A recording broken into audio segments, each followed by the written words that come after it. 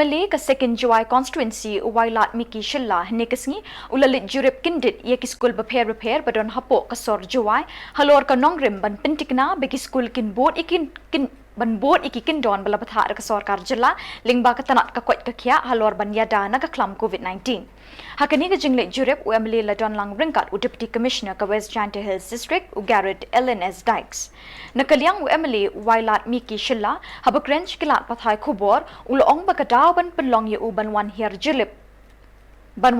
Jurip klem da ai lupa kanu jingtep de namar badon ki patba bo ujor shau bagi skul ki klem bot rinti iki kendon ka sarkar kumta hakate ka jing Jurip jongu ulai thu bula lap hi badon ki skul ki bombot iki kendon tangbau ki babon hi ki dei ki babot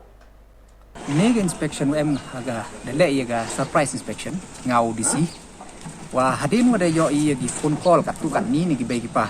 wa ongi bon gini gi school ko ga district yong i wa member ki kat kam protocol ko da e government hadin ne te ngau DC di pan baji te line ni ga surprise inspection report kan dewaji che kat tu kat ni te gi school te lai te chemi bon hinai gi school ki wa board follow hi em hi kat tu kat ni le ki wa amem board ki kat kam protocol te ne te yaki la da e direction ko wa hap ki board e jo ipor le de ra hi ne liang yong nga yong DC da bo hi ko wi ga team ko wa daw lai